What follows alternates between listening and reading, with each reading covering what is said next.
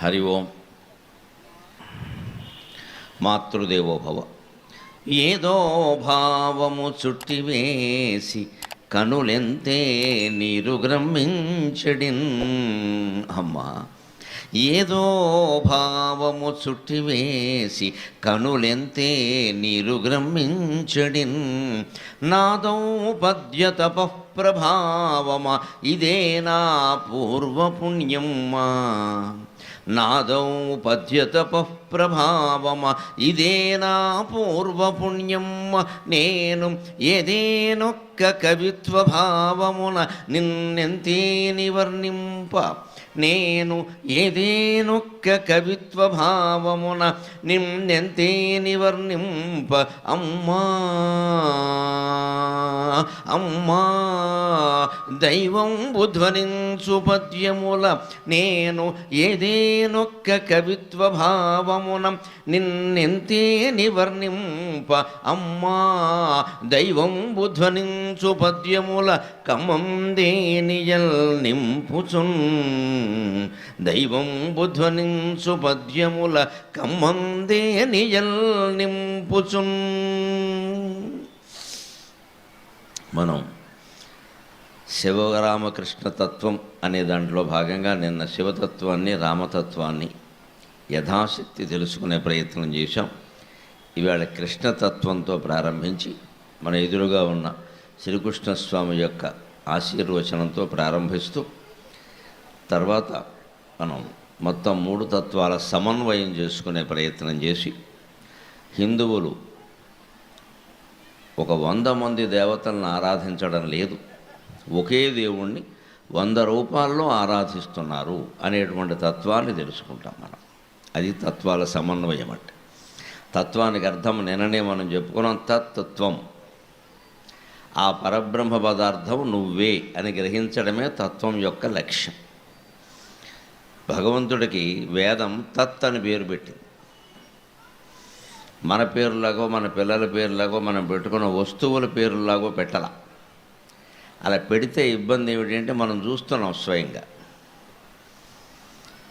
ఆ పేరుతో పిలవడం అలవాటు పడడం వల్లే మమకారం వ్యామోహం బాగా పెరుగుతుంది. ఆ పేరు తీసేస్తే ఏముండదు. ననామరూపే నియతే సర్వత్ర వ్యభిచారతః అనామరూపం సర్వం స్యాత్ ఇది వేదాంత డిండిమఖ అని శంకరాచార్య అంటారు. నామరూపాలు ఎప్పుడు నియతం కాదయ్యా, మారిపోతూ ఉంటాయన్నారు. ఏ వస్తువుకు పెట్టిన ఏ పేరు కూడా నియతం కాదు, అది మారిపోతూ ఉంటుంది. ఇక్కడ మనం కూర్చున్న వాళ్ళమే ఆలోచించుకుంటే ఒక్కో మనిషికి కనీసం 2 పేర్లు ఉంటాయి. బళ్ళో రాయించే పేరు ఒకటి, ఇంట్లో పిలిచే పేరు ఒకటి. ఇంక కొంతమంది బంధువులు మిత్రులు వాళ్ళ అనుబంధాలను బట్టి వేరుగా పిలుస్తారు. ఓ గురువుగారు ఉన్నారనుకోండి, మా పాఠాలు చెప్పేవాళ్ళు, ఆయన అందరూ మేస్టారనే అంటారు. అంచేత ఒక మనిషికి 3-4 పేర్లు ఉండడం మనమే చూస్తున్నాం. అంచేతన పేరు ఎప్పుడూ నిహితం కాదు. మనం ఎక్కడ వ్యామోహంలో పడుతున్నాము, నేను నాది అనేటువంటి మమకారం ఎందుకు పీడిస్తోంది అంటే పేరు పెట్టి పిలవడం. మీకు చిత్రంగా ఇంకొక గొప్ప సంప్రదాయం ఏమిటంటే మనది 21వ రోజున మనం బారసాల చేసి పేరు పెడతాం. అది నిజానికి బారసాల కాదు, బాలసారే. మాట తిరగబడి బారసాల అయింది, అది బాలసారే. బాల అంటే చిన్నపిల్ల, పిల్లాడు. సారే అంటే వాడికి ఇచ్చే సారే లేదా అమ్మాయికి ఇచ్చే సారే. ఆ 21వ రోజుని ఆడపిల్ల అయితే ఖచ్చితంగా బంగారం పెట్టాలి, మగపిల్లాడికి మొలతాడైనా పెట్టాలి, వాడి కర్మ అంతే. ఈ బంగారం ఎవరు పెట్టాలో లెక్క ఉంది. తల్లి తండ్రి పెట్టాలి, మాతామహుడు పెట్టాలి, పితామహుడికి సంబంధం లేదు, మగపిల్లి వారికి సంబంధం లేదు. దాన్ని బాలతొడుగు అంటారు, దాని పేరే బాలతొడుగు. దాని లెక్క మళ్ళీ వస్తుంది, పెళ్ళెప్పుడు వస్తుంది. పెళ్లి చూపుల్లో మా అమ్మాయికి బాలతొడుగు ఒక 20 కాసులు ఉందండి అని చెప్పేవారు. బాలతొడుగు అంటే పుట్టినప్పుడు మా మామగారు అంటే ఈ పిల్లకి మా తాతగారు, అమ్మ తండ్రి పెట్టిన బంగారం, అది అలాగే ఉంచాలి. ఎవరు అమ్మకూడదు, తాకట్టు పెట్టకూడదు. స్త్రీధనాన్ని ముట్టుకోవడం అంత పాపం ఇంకొకటి లేదు అని ప్రపంచం మొత్తం మీద చాటి చెప్పిన సంస్కృతి హిందూ సంస్కృతి. స్త్రీధనం ముట్టుకోవడానికి వెళ్ళేది. నీకు ఎన్ని ఇబ్బందులు వచ్చినా సరే స్త్రీలకి రక్షణ అది.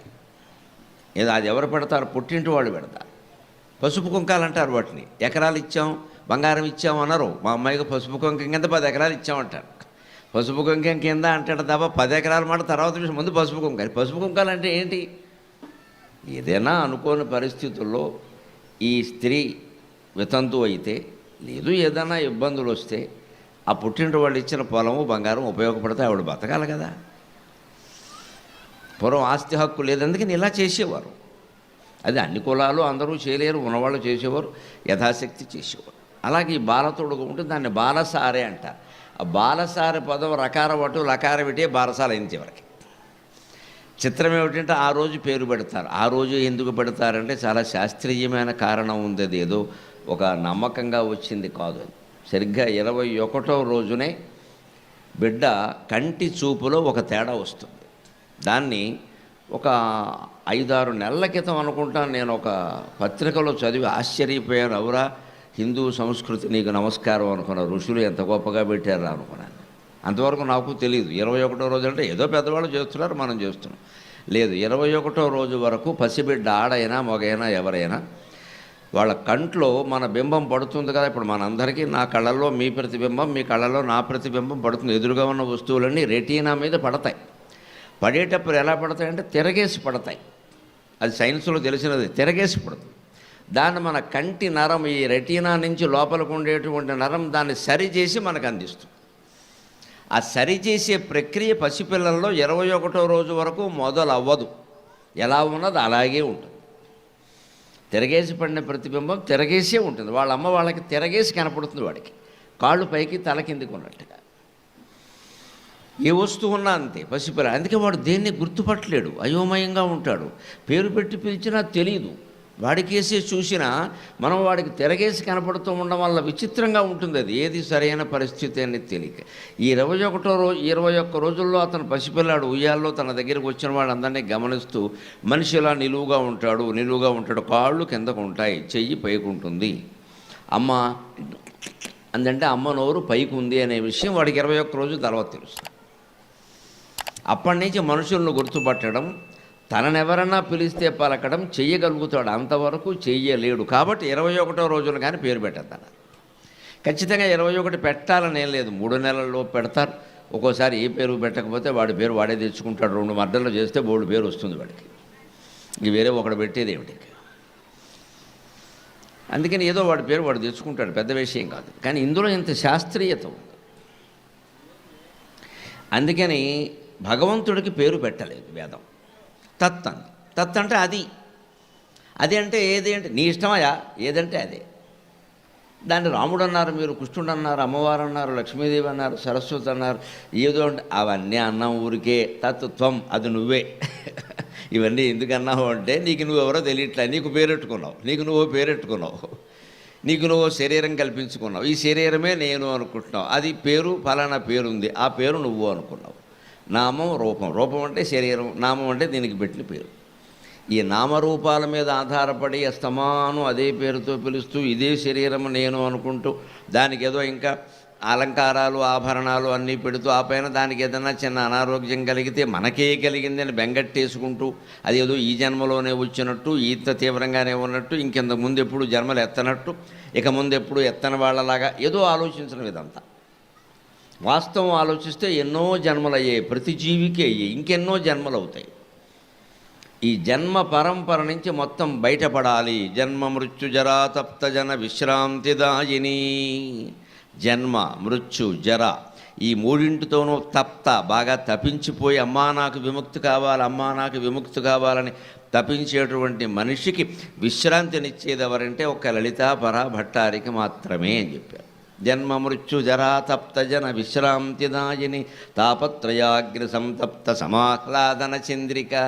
తాపత్రయం అనేటువంటి అగ్నిలో పడి మనం కాగిపోతూ ఉంటే, సంతప్తం మిక్కిలి వేడెక్కిపోయి తప్పించిపోయి తట్టుకోలేకపోతూ ఉంటే సమాహ్లాదన చంద్రిక. చంద్రిక అంటే వెన్నెల, చంద్రుడు అంటే చంద్రుడు, చంద్రిక అంటే వెన్నెల. వాళ్ళకి ఆహ్లాదం కలిగించేటువంటి వెన్నెలట అమ్మవారు. అక్కడ అమ్మవారిని అలాగంటారు, భాగవతంలో కృష్ణుడిని అలాగే అంటారు, రామాయణంలో రాముడిని అలాగే ఉంటారు, నృసింహపురాణం చెబితే నృసింహస్వామిని అలాగే అంటారు. మీరు ఇంతకీ ఎవరండి ఈ చంద్రిక అంటే అసలా చంద్రిక నువ్వే అని చెబుతోంది వేదం. అంతే.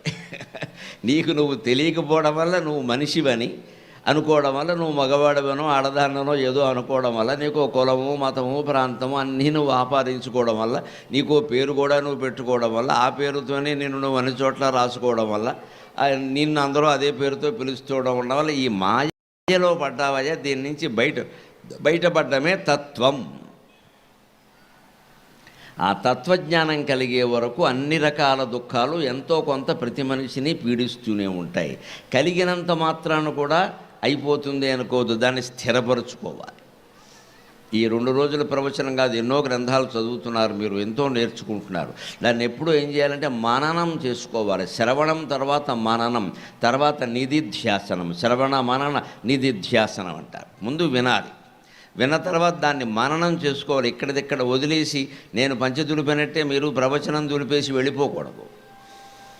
ఇంటికి వెళ్ళాక ఇంటికి వచ్చిన వాళ్ళతోనూ రాని వాళ్ళతోనూ కూడా వీలైతే వాళ్ళకి ఆసక్తి ఉంటే ఆ విషయం చర్చించాలి. ఇవాళ నేను కొత్త విషయం తెలుసుకున్నాను, ఇదిట ఫిలాసఫీకి పదం తత్వం అంటే ఫిలాసఫీ సరైన మాట కాదు, తత్వమే సరైన మాట. ఎందుకంటే మనని మనం తెలుసుకోవడమే ఆధ్యాత్మిక తత్వం, దేవుని గురించి తెలుసుకోవడం కాదు. అది దేవీ భాగవతం ద్వారా తెలుసుకుంటే నేను నువ్వు తెలుసుకుంటే దేవీ తత్వం అన్నారు. రామాయణం ద్వారా నేను నువ్వు తెలుసుకుంటే రామతత్వం అన్నారు. భాగవతం ద్వారా నేను నువ్వు తెలుసుకుంటే భాగవత్ తత్వం అన్నారు, కృష్ణతత్వం అన్నారు. శివపురాణం ద్వారా నేను నువ్వు తెలుసుకుంటే శివతత్వం అన్నారు. వెరసి తెలుసుకునేది నీ తత్వమే, శివుడు తత్వం కాదు. ఈ దృష్టి స్థిరపరచుకోకపోతే మనకి చెప్పేది ఏది అర్థం కాదు. అది మనం నిన్న శివతత్వం రామతత్వం ద్వారా స్థిరపరచుకునే ప్రయత్నం చేశాం. కాబట్టి ఇవాళ కృష్ణతత్వం ద్వారా తెలుసుకునే ప్రయత్నం చేద్దాం. నిరాకార నిర్గుణ నిరంజనమైన పదార్థం నుంచి వచ్చిన వాడే కృష్ణ పరమాత్మ కూడా, సందేహమే లేదు. కానీ కృష్ణావతారంలో ఒక ప్రత్యేకత ఏమిటి అంటే జగన్మోహనమైన ఆకారం. ఆ విగ్రహం చాలా అసలు. అందరూ దేవతల విగ్రహాలు ఆకర్షణీయంగా ఉంటాయని చెప్పలేము, మనం భక్తితో నమస్కారం పెట్టుకుంటాం అంతే. కానీ కృష్ణుడి విగ్రహంలో నువ్వు వదిలిపెట్టి వెళ్ళలేనంత సౌందర్యం ఉంది. చూపు త్రిప్పలేని సుందరాకారము. మీ ఎదురుగా ఉన్న కృష్ణ పరమాత్మ విగ్రహాన్నే చూడండి. చూపు త్రిప్పలేని సుందరాకారము, కలువ కనుల కాంతి కాపురము. మా ఇంట్లో ఉండే కృష్ణ పరమాత్మ విగ్రహం చూస్తే నాకు ఆసువుగా పొంగినటువంటి పద్యం ఇది. ఇక్కడి నుంచి కదలబుద్ధి కావట్లేదయ్యా, నీ దగ్గరే కూర్చొని కాఫీ తాగుతాను, నీ దగ్గరే కూర్చొని మంచినీళ్ళు తాగుతానని చెప్పాను. తాగరా అబ్బాయి, నాకు నైవేద్యం పెట్టి తాగానండి. మరి నాకు ఎంత బడయ్యాలి కదా, అది నాకు నైవేద్యం పెట్టి నువ్వు ఏమైనా తాగు పర్వాలేదు అన్నాడు. నేను మొహమాట పడకుండా చెబుతున్నా, మా ఇంట్లో కృష్ణ పరమాత్మ విగ్రహం కానీ ఎదురుగానే కూర్చుని మేము ఇద్దరం కాఫీ తాగుతాం. ఆ వంకన కృష్ణుడిని చూస్తున్నాం కదా, మాట్లాడుకుంటున్నా సరే కృష్ణుడిని ఎదురుగా చూస్తున్నాం కదా, నాకు కనపడేలా పెట్టుకున్నాను నేను. ఎక్కడో తణుకులోనో ఎక్కడో సభ చేస్తే ఒక ఎమ్మెల్యే గారి సభకు వచ్చి పాపం కూర్చుని ఓపికగా 2 గంటలు విని నాకు కృష్ణుడి విగ్రహం ఇవ్వాలని ఉందని, మీకు ఇవ్వయా, నీ సొమ్ము నీది షోకు నాది అన్నాను. అది చాలా అందంగా ఉంది ఆ విగ్రహం, పాలరాతి విగ్రహం. అందుకని శుభ్రంగా నేను తీసుకెళ్ళి ఎక్కడో షో కేసులో పెట్టచ్చు. షో కేసు అనే మాట దయచేసి గమనించండి. It is a show. అది మనకి నష్టం కలిగిస్తుంది. దేవతా విగ్రహాలు షోకేసులు కాదు పెట్టవలసింది, మనకి ఎదురుగా పెట్టుకుని చూడాలి మనం. లేదు షోకేస్ దగ్గరికి నువ్వు వెళ్ళి చూడాలి. అన్నీ అలా పెట్టడం, మా ఇంట్లో ఇన్ని ఉన్నాయండి, ఇది వారు ఇచ్చారండి, ఇది వీరు ఇచ్చారండి, నీకు ఏమర్థమైంది కనుక, ఏమిస్తే ఏం ఉపయోగం? ఇది మనం చేసే పొరపాటు అంతా. షోకేస్ అనే మాట ఈ దిక్కుమాలని ఇంగ్లీషు భాష ఉందే సమస్త మానవ విలువల్ని నాశనం చేసేసిందండి. తత్వం తెలియకుండా తత్తుకొడుకున చేసింది మనందరినీ. యథవ భాష. షోకేస్ ఏమిటి? షో అంటే ఎవడికో చూసే షో నువ్వు. అది it's not the case for you మిత్రమా, అది నీ కోసం కాదు, ఎవడి కోసమో. అనగానే ఇంక ఇక్కడ ఏమంది, ఈ విగ్రహం ఈశాన్యంలో ఉండొచ్చా, ఈ విగ్రహం ఆగ్నేయంలో అని దేవతలను బట్టి దిక్కులు చెప్పే సన్నాసులు తయారయ్యారు. ఆంజనేయ స్వామి ఎక్కడ ఉండాలి, ఇందుకే ఇంటి యజమాని ఎక్కడ ఉండాలో తెలియదు. వీళ్ళు వెళ్ళి పార్కింగ్లో కూర్చోవాలి. ఇక్కడ దేవుడు విగ్రహాన్ని పెట్టడానికి దిక్కు ఏమిటండి? మనం చూడడం కోసం విగ్రహం ఏ దిక్కునైనా పెట్టుకో, నీకు ఎక్కడ కూర్చుని చూడడం వీలవుతుందో అక్కడ పెట్టుకో. అలా మేము ఎదురుగా పెట్టుకుని 2 సోఫాల మధ్యలో పెట్టి దాన్ని నిలబెట్టాను. ఎందుకంటే నా కుర్చీలో నేను కూర్చుంటే కనపడాలి నాకు. నా కోసమా కృష్ణుడు ఊరికే ఊళ్ళో వాళ్ళ కోసమా? నాకే కనపడతాడు, వచ్చిన వాళ్ళు కనపడ్డావు. వచ్చిన వాళ్ళు నాకేసి తిరుగుతారు, వాళ్ళు నా మొహం చూడాల్సిందే, నేను కృష్ణుడి మొహం చూస్తాను. అప్పుడు వచ్చింది ఈ పద్యం. ఏం అందమయ్యా, ఏమందమయ్యా, ఏ దేవుళ్ళో ఉందయ్యా, ఏ మానవుల్లో ఉందయ్యా ఈ అందం. చూపు త్రిప్పలేని సుందరాకారము, కలువ కనుల కాంతి కాపురమ్ము కుండలములు చాలు గుండెలు గగజేయ కుండలములు చాలు గుండెలు గగజేయ భండనమున కృష్ణ పార్థమూర్తి భండనమున కృష్ణ పార్థమూర్తి వసుదేవసుతం దేవం కంసచాణూరమర్దనం దేవకీ పరమానందం దేవకీ పరమానందం కృష్ణం వందే జగద్గురుం శ్రీకృష్ణం వందే జగద్గురుం. ఒక భావుకత, ఒక భావావేశం రావాలంటే ఇంట్లో విగ్రహాలు ఉన్నాయంటే, లేకపోతే శనిగ్రహంలా మనం కూర్చుంటే ఈ విగ్రహాలన్నీ దేనికి? అన్ని విగ్రహాలు ఉంటాయి మన ఇంట్లో, శని తాండవిస్తూనే ఉంది, గమనింతురుగాక. ఎందుకు తాండవిస్తుంది? మనకు నమ్మకం లేదా విగ్రహాల మీద? వాటికి ఏం నైవేద్యం పెట్టాం, వాటికి ఏం దండలు వేసాం, వాటికి ఏం శాలువా కప్పాం, అది బంగారందా వెండిదా రాగిదా, అది కాశీ నుంచి తెచ్చామా కాకినాడ నుంచి తెచ్చామా, ఈ యథవ చర్చ ఎంతసేపు? నీ మనస్సు అక్కడ పెట్టావా? లేదు, పెట్టాడు. వీడికి బోర్డు పనులు ఉన్నాయి, బోర్డు రాజకీయాలు ఉన్నాయి. అన్నిటికంటే ముందు దరిద్రం ఉంది ఇక్కడ. అరచేతిలో వైకుంఠం, అరచేతిలో శ్మశానం, స్మార్ట్ ఫోన్. ఇప్పుడు కృష్ణుని కూడా అందులోనే చూడాలి. వీడుంటో కృష్ణుడు ఉంటాడు, వీడు చూడడు. కృష్ణాష్టమి నాడు వాళ్ళు ఎవడో పంపించారు కూడా, నీ తలకాయ నీ ఇంట్లో ఉంది కదా కృష్ణుడు, నువ్వు చూసావు, వాడెవడో పంపడం ఏంటి యథవసంతా? ఎంతసేపు మనకి రావడం పంపడం, రావడం పంపడం. అందుకే యమధర్మరాజు కూడా మన కిందకి పంపిస్తాడు, పైకి వెళ్ళిపోతాడు, శని వదిలిపోతాడు. ఓ జన్మ వృధా అయిపోయింది. వచ్చాం వెళ్ళాం. ఎవడో వాట్సాప్లో ఏదో పంపాడు, అది మనం చెయ్యం, వాడు చేయడు, ఇంకోటికి పంపిస్తాం మనం ఇక్కడ. ఎందుకంటే మనకు పేరు రావాలి. ఆయన ఎప్పుడు మంచి కొటేషన్స్ అన్నీ పంపిస్తారు. పంపించడం ఎందుకమ్మా, చెయ్యాలి. కానీ ఆచరించే బుద్ధి ఉన్నవాడు ఎవడు పంపడు. దయచేసి ఎవరికి పంపకండి, మీరు ఆచరించండి. దేశం వెంటనే బాగుపడుతుంది, సమాజం వెంటనే బాగుపడుతుంది. మనం చెయ్యం, దాన్ని పంపిస్తూ ఉంటాం ఇలా. ఎందుకంటే మనకి ఈ మంచి వాక్యాలు చెప్పడం ద్వారా మంచి పేరు రావాలి, మనం చేయక్కల్లా. మనం మంచివాళ్ళమని అందరూ అనుకోవాలి. మనలో ఉండే బలహీనత ఏమిటంటే మనం మంచివాళ్ళమని అందరూ అనుకోవాలి, మనం మంచివాళ్ళలో ఉండం, అనుకోవాలి. ఏమి చేస్తే అనుకుంటారో అది చేస్తాం, మంచివాళ్ళలో ఉండం. మనం ఉండడం మనకి ఇష్టం లేదు, అనుకోవడం ఇష్టం. ఈ డ్యాన్స్ సాగినంతకాలం మనకి జీవితంలో దుఃఖాలు అనారోగ్యాలు తప్పబడ్డాయి. It is a dance. పూర్తిగా అంతర్గతంగా ప్రతి ఒక్క వ్యక్తి ఆలోచించుకోవలసిందే. నువ్వు మంచివాళ్ళు అనిపించుకోవాలని ప్రయత్నిస్తున్నావా, మంచివాడుగా ఉంటున్నావా? మంచివాడుగా ఉండు. అనిపించుకోవడం మనకు అనవసరం. వాడు అనుకుంటాడు లేతలు. మన చెడ్డవాడు అనుకున్నా పర్వాలేదు. వాడికి తెలియకపోతే బోడంతమంది శ్రీకృష్ణమూర్తిని చెడ్డవాడనే అనుకున్నారు. గోపికా లోలుడు అని పేరెట్టారు ఆయనకి, స్త్రీలోలుడు అని పేరెట్టారు. ఎవరికి తెలుసు కృష్ణతత్వం? ఆయన అవన్నీ పట్టించుకోలేదు. ఎవరైనా దగ్గరికి వచ్చి ఓ నవ్వు ఊరుకున్నాడు. నేను ఓ నవ్వు కనీసం సమాధానం చెప్పలేదు. నేనెవరో నాకు తెలిసినప్పుడు వారేదో అనుకుంటే నాకే ఉందయా అనుకోని అని వదిలేశాడు. అంతేగాని తాను అందరిలోనూ మంచి పేరుతో తెచ్చుకోవాలని ప్రయత్నం చేయలేదు అసలు. ఆయన ఎందుకు పుట్టాడో, ఏం చేయదలుచుకున్నాడో అది చేశాడు. ఎందుకంటే ఆ గోపికలు ఎవరో ఆయనకి తెలుసు. వాళ్ళు పూర్వజన్మలో ఋషులు, కొన్ని వేల మంది ఋషులు. రామావతారంలో రాముడు అరణ్యవాసం చేస్తుంటే ఆయన దివ్యమోహనమైన ఆకారాన్ని చూసి మోహానికి లోనయ్యారు. వాళ్ళు మామూలు మనుషులు కాదు, ఋషులు. అందుకే రాముడి అందం వేరు. ఆయన పుంసామోఘన రూపాయ పుణ్యశ్లోకాయ మంగళం వేద వేదాంత వేద్యాయ మేఘశ్యామలమూర్తయే పుంసామోఘన రూపాయ పుణ్యశ్లోకాయ మంగళం. నన్ను అడిగితే కృష్ణుడి కంటే అందమైన వాడు రాముడు. సీతాదేవి అదృష్టవంతురాడు. ఆ అందాన్ని మొత్తం సోమవారం సంతలో కొనేసింది ఆవిడ, రిజర్వ్డ్. అంతే, ఇంకా మాట్లాడడానికి వీల్లేదు, ఎవడ ముట్టుకోవడానికి వీల్లేదు. మా ఆయన కొనేసింది అంతే. చాలా తక్కువ ధరకు కొనేసింది పైగా. ఆవిడ సొంతం. ఆ జన్మ ఆయన లేకపోతే నివృత్తుడు. కానీ ఆయన సౌందర్యాన్ని చూసి వ్యామోహంలో పడిన వాళ్ళు స్త్రీలు సరే కొన్ని వేల మంది ఉన్నారు. పురుషులు ఉన్నారు. విచిత్రంగా ఏ పురుషుడు పురుషుని చూసి వ్యామోహంలో పడ్డు, స్త్రీని చూసి పడతాడు. కానీ రాముడు గొప్పతనం ఏమిటంటే ఆయన పురుషులు వ్యామోహంలో పడ్డారు. మేము పురుషులం కాకుండా స్త్రీగా ఉంటుంటే ఈయన్ని కౌగులించుకునేవాళ్ళం కదా అనుకున్నారు. అది రాముడు అందం. మరి ఆ పురుషులు కూడా మనబోడు గొట్టంగాళ్ళు కదా, మనం యథా అందరిని చూసి వ్యామోహమే. మనకి ఋషులు వ్యామోహంలో పడ్డారు, శరభంగాది మహర్షులు వ్యామోహంలో పడ్డారు. మేమెంత దురదృష్టవంతులం, ఆడదానిగా పుట్టకపోవడం అనుకున్నారు.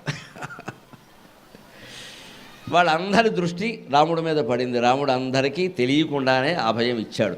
వచ్చే జన్మలో చూసుకుందాం మీ సంగతి నా సంగతి అన్నాడు. వీళ్ళందరూ గోపికలుగా పుట్టారు. ఎందుకంటే అది జన్మాంతరమైన విషయం. అది మనకెలా తెలుస్తుంది? ఆయనకి తెలుస్తుంది. కానీ మనకి ఇదేమీ తెలియదు. కాబట్టి అన్ని వేల మందిని ఎవరైనా ఒక మొగాడు చేసుకుంటాడా? సాధ్యమేనా? ఆ లాజిక్ హేతువాదం మాట్లాడేవాళ్ళు హేతువాదమే మాట్లాడాలి కదా. కృష్ణుడు 16,000 మందిని చేసుకున్నారంటే అర్థం లేదు. అది 16,000 మంది కుష్ఠులు 16,000 మందిని చేసుకున్నారు. అంటే టీటీడీ వారి సామూహిక వివాహ పథకం. నువ్వు విమర్శ చేస్తే ఎలాగా? ఒక కుష్ఠుడు 16,000 మందిని చేసుకోలేదు. అజ్ఞానంతో మాట్లాడద్దు, భాగవతం చదవకుండా మాట్లాడద్దు. 16,000 రూపముల ప్రీతి 16,000 చందముల 16,000 భవనంబులలోన యథావిధిగా వరించే భూవర అని భాగవతంలో పద్యం ఉంది. 16,000 రూపాలు ధరించాడు. ఎందుకంటే వాళ్ళు 16,000 రకాలు, 16,000 వంశాల్లో పుట్టారు వాళ్ళు, ఒకళ్ళు కాదు. ఒక్కొక్కరు అభిరుచి ఒక్కొక్క రకంగా ఉంది. ఒక ఆవిడకి వేదశాస్త్రబద్ధంగా పెళ్లి చేసుకోవాలని ఉంది, ఒక ఆవిడకి రిజిస్టర్ మ్యారేజ్ చేసుకోవాలని ఉంది, ఒక ఆవిడకి ఆకాశంలో పెళ్లి చేసుకోవాలని ఉంది, ఇంకొక ఆవిడకి డెస్టినేషన్ మ్యారేజ్ చేసుకోవాలని ఉంది 3 కోట్లు ఖర్చు పెట్టి. ఇప్పుడు అదొకటి మొదలైంది కదా, డెస్టినేషన్ మ్యారేజ్. ఆ డెస్టినేషన్ నుంచి ఇంటికి తిరిగి వచ్చే వరకు వీళ్ళు కాపురం చేస్తారా లేదు, మధ్యలోనే డెస్టినేషన్. ఇంకా డెస్టినేషన్ పోయి డెస్టినీ వస్తుంది అక్కడికి. కనీసం ఎక్కడో పెట్టుకుంటారు, అక్కడ అమెరికాలోనూ ఆస్ట్రేలియాలో, అక్కడి నుంచి ఇంటికి వచ్చే వరకు కాపురం చేస్తారని తెలియదు. దీనికోసం డెస్టినేషన్ ఒకటి కర్మ. ఒకళ్ళు అలా ఉంటారు, మాకు డెస్టినేషన్ ఓకే మీదే ఖర్చు అన్నాడు ఆయన. మొత్తం తాగిన వాడు కట్టి తాడపోనని మీదే ఖర్చు అన్నాడు ఆయన, ఏమో రూపాయి పెట్టుకోలేదు. ఇలా అందరినీ ఎవరికి నచ్చిన పద్ధతిలో వారు పెళ్లి చేసుకున్నాడు. ఎవరి కులాచారం ప్రకారం వారిని, ఎవరి వంశాచారం ప్రకారం వారిని చేసుకున్నాడు. 16,000 రూపముల ప్రీతి 16,000 చందముల యథావిధిగా వరించే భూవర. యథావిధి అంటే శాస్త్రీయమే, వారు కోరిన శాస్త్రీయం. నాకేం కోరికలు లేవు, మీ కోరికలు తీర్చడానికి సిద్ధంగా ఉన్నాయి. ఇది కృష్ణతత్వం. ఏమర్థం అవుతుంది? మన ఇంట్లో మనకేం కోరికలు లేకుండా ఇంట్లో ఉన్న 3-4 కుటుంబ సభ్యుల కోరికలు తీర్చడమే మన లక్ష్యం అని పెట్టుకుంటే, కార్యాలయాల్లో పనిచేసే మనం నాకేమీ లేదు, నా పని ఏదో నేను చేస్తున్నా, జీతం తీసుకుంటున్నా, ఎవరికైనా నా సాటి ఉద్యోగులకు ఏదైనా ఇబ్బంది వస్తే కాస్త సాయం చేయడమే నా లక్ష్యం అని పెట్టుకుంటే ఒక జన్మ అయ్యేసరికి కృష్ణతత్వం అర్థం. మనకి ఎంతసేపు గోల, మన స్వార్థం, మన గొడవే. ఇంట్లో ఏసీ వేస్తే ఏసీ బాగా ఎక్కడ తగులుతుందో దాని కింద కూర్చుంటాం వెళ్ళి, ఇక్కడ పక్క వాళ్ళు పోయినా పర్వాలేదు, నాకు బాగా తగలాలి, నువ్వు నాశనం అయిపోయినా పర్వాలా. ముందు ఇంత బయట ఇది మారాలి. నాకంటే ఇతరులు ముఖ్యం, అంతే. నేనేమైపోయినా పర్వాలేదు. ఈ భావన కలగాలంటే మొహమాటం లేకుండా చెబుతున్నాడమ్మ శంకరాచార్య అద్వైతం అర్థం కావాల్సింది. దేహభ్రాంతి తొలగిపోవలసింది. దేహం మీద వ్యామోహం ఉన్నంతకాలం ఇది కుదరదు. ఏ సౌకర్యమైనా సరే ముందు ఎదుటి వాళ్ళు అనుభవించాలి. వాళ్ళ భార్య కావచ్చు, భర్త కావచ్చు, పిల్లలు కావచ్చు, పెద్దలు కావచ్చు. ఇంట్లో తల్లిదండ్రులు పెద్దవాళ్ళు ఉంటే ముందు వాళ్ళకి, తర్వాతే మనకి. ఏసీ ఉంటే ముందు వాళ్ళకి, తర్వాతే మనకి. టీవీ ఉంటే ముందు వాళ్ళకి, తర్వాతే మనకి. ఇవాళ స్మార్ట్ ఫోన్ 60 ఏళ్ళు దాటిన వాళ్ళకి ఎక్కువ ఉపయోగం ఉండి అని అడిగితే 20 ఏళ్ల వాళ్ళకి ఎలా ఇస్తున్నారండి బుద్ధి జ్ఞానం లేకుండా? 60 ఏళ్ళు దాటిన వాళ్ళకి ఎక్కువ అవసరం. ఎందుకంటే వాళ్ళు కాస్త కాలక్షేపానికి ప్రవచనాలు వింటారు, ఏవో చూస్తారు, వాళ్ళకి ఏదో ఎవరితోనో మాట్లాడాలి ఉంటుంది. ఈవేళ వాళ్ళతో మాట్లాడేవాడు ఎవడన్నాడు ఇక్కడ, వాళ్ళు ఆ ఫోన్లోనే మాట్లాడుకుంటారు. వాళ్ళకు అవసరం, వాళ్ళకు కొనివ్వాలి. లేదు 13 ఏళ్ల అబ్బాయి 12 ఏళ్ల అమ్మాయి ఫోన్ కొనుక్కుంటారు. ఏం చేస్తారో అందరికీ తెలుసు, ఏం చూస్తారో అందరికీ తెలుసు. ఎవరికి ఇవ్వకూడదో వాళ్ళకి ఇస్తున్నాం, ఎవరికి ఇవ్వచ్చో వాళ్ళకి మానేసాం. మీకు ఇప్పుడు ఫోన్ ఎందుకు? వాళ్ళకే అవసరం. 80 ఏళ్ళ వాళ్ళకే ఫోన్ అవసరం. అంతేకాదు, నిన్న 3 పత్రికల్లో మీరు గమనించండి, డిజిటల్ వైద్య పరికరాలు వచ్చాయి కొత్తగా. డిజిటల్ బాత్రూంలో జారి పడిపోతాడు. పిల్లలు ఎక్కడున్నారు? కాలిఫోర్నియాలో ఉన్నాడు ఒకడు, న్యూయార్క్లో ఉన్నాడు ఒకడు, వీడు బాత్రూంలో ఉన్నాడు. ఎవరు అలిస్తే పరుగు పేగాడు, మెయిన్ డోర్ లాక్ చేసేసి ఉంది. అక్కడ ఏం చెయ్యాలి? ఇటువంటి వాళ్ళ కోసం పరికరం కనిపెట్టారండి. సైన్స్ అండ్ టెక్నాలజీ అభివృద్ధి అంటే అది. అటువంటి వాళ్ళకు ఉపయోగపడాలి. అటువంటి ఒళ్ళు కొవ్వెక్కి వేషాలు వేసే వాళ్ళ కోసం కాదు ఇది. బాత్రూంలో పడిపోతే వెంటనే ఒక పరికరం ఉందండి, మెడలో వేలాడేది. ఆ కొడుకు ఏర్పాటు చేశాడు అక్కడ. ఎంత పితృభక్తో. పోతే పోయింది నాన్న, ఇది ఉండాలి. పాప ఆయన వేసాడు, వెంటనే ఇది నొక్కాడు, వెంటనే అర్జెంటుగా ఆసుపత్రికి వెళ్ళిపోయింది ఆ కబరు. అంబులెన్స్ వచ్చేసింది అక్కడికి. ఏదో తాళం పగలు కొట్టే తీసుకెళ్ళిపోయారు, ఆ మనిషి బతికాడు ఈ పరికరం కారణంగా. ఇప్పుడు టెక్నాలజీ ఎవరికి అవసరం అండి? వృద్ధులకు అవసరం. ఒళ్ళు కొవ్వెక్కిన వాళ్ళకి కాదు అవసరం ఇది. పసిపిల్లల చేతులకు ఫోన్లు ఇస్తున్నారు. 20 ఏళ్ళు లోపు ఫోన్ ఇస్తారా? 20 ఏళ్ళు ఎక్కడమ్మా, 10-12 ఏళ్ళకే. వాడు అందులో ఏం చూస్తాడు? మా అబ్బాయి కొంచెం మంచి, నీ నమ్మకం అది. వాడు చూడవలసినవే చూస్తున్నాడు, చెడవలసిన విధంగా చెడిపోతాడు, అనుమానం లేదు ఇక్కడ. ఏదుండా ఉంటే ఎందుకు? వృద్ధులకి అన్నం తినారంటే ముందు వాళ్ళు తినాలి, మనం కాదు. 11 గంటలకే అత్తగారికి భోజనం పెట్టాలి, మామగారికి భోజనం పెట్టాలి, తర్వాత మనం ఇక్కడ. ఎందుకంటే వాళ్ళు ఉండలేరు. వాళ్ళు తినేదంతా 2 ముద్దలు, ఏం తింటారు? కానీ ఆ వేళ దాటితే ఉండలేరు వాళ్ళు. ఆ వేళకి పెట్టేయాలి. మళ్ళీ ఎప్పుడో 3-4 గంటల పైకి ఏమ్మా కాస్త కాఫీ తాగుతావా, టీ తాగుతావు, పొద్దున్న అనగా ఇప్పుడు తిన్నావు అని కోడలో కూతురో కొడుకో వెళ్ళి అడిగితే ప్రాణం లేచి వస్తుందా ముసలావిడికి? అంతకంటే వైభవం ఏమిటండి? వేద శాస్త్ర పురాణ సారమంతా వృద్ధుల సేవేనమ్మా, వేరే మాట లేదు, వేరే మాట లేదు, వృద్ధుల సేవే. ఆ వృద్ధుల సేవ విషయంలో కూడా శ్రీకృష్ణుడు మనకు ఆదర్శమే. చనిపోయే రోజును కూడా మహానుభావుడు తండ్రికి సేవ చేసి వెళ్ళాడు. ఆయన తల్లిదండ్రులు బతుకుండగా చనిపోయాడు ఆ పెద్ద మనిషి. చనిపోయే రోజు కూడా ఒక్క ముక్క బయటపడనీయకుండా తండ్రి దగ్గరికి వెళ్ళి పాదసేవ చేస్తూ వసుదేవుడికి అరగంటైనా గంటైనా కదలలేదు, అలా ఉండిపోయాడు. నాన్న ఏమిట్రా ఇలా ఉండిపోయా? ఏం లేదు నాన్న, ఏం లేదు నాన్న, మీరు పడుకోండి, మీరు పడుకోండి, నేను పెడతాను, మీరు పడుకోండి, నాకు ఎందుకో ఈవేళ మీ దగ్గర ఎక్కువసేపు ఉండాలని ఉంది. ఎందుకో ఆయనకి తెలుసు, తండ్రికి తెలియదు. తండ్రికి తెలిస్తే తండ్రికి ఉండే ఆగిపోతుంది. మీరు పడుకోండి, నా దగ్గర ఉండాలని ఉంది అని సాయంత్రం 6 గంటలకు వసుదేవుడు మందిరంలోకి వచ్చినవాడు 8-8:30 అలా ఉండిపోయి పాదసేవ చేస్తూ ఉండిపోయి, కృష్ణ వెళ్ళి పడుకోరా అని అంటే, అలాగే నాన్న అప్పుడు లేచాడు. అక్కడి నుంచి అటే అడవికి వెళ్ళాడు, మళ్ళీ రాలేదు. ఎప్పుడో వారం రోజుల తర్వాత అర్జునుడు వచ్చి ఈ వార్త చెప్పే వరకు వాళ్ళకి తెలియదు. ఎంత ఆశ్చర్యం ఇది! ఈ తత్వాన్ని మనం తట్టుకోగలమా? ఇందుకు మనం సిద్ధంగా ఉన్నామా? అటువంటి మరణానికి మనం సిద్ధంగా ఉన్నామా? ఇది కృష్ణతత్వం. దేనికైనా సరే రెడీ. ఎందుకంటే ఈ జగత్తు మాయా అని నాకు తెలుసు. ఇందులో ఏదున్నా ఒకటే, ఏది పోయినా ఒకటే. అది కృష్ణతత్వం.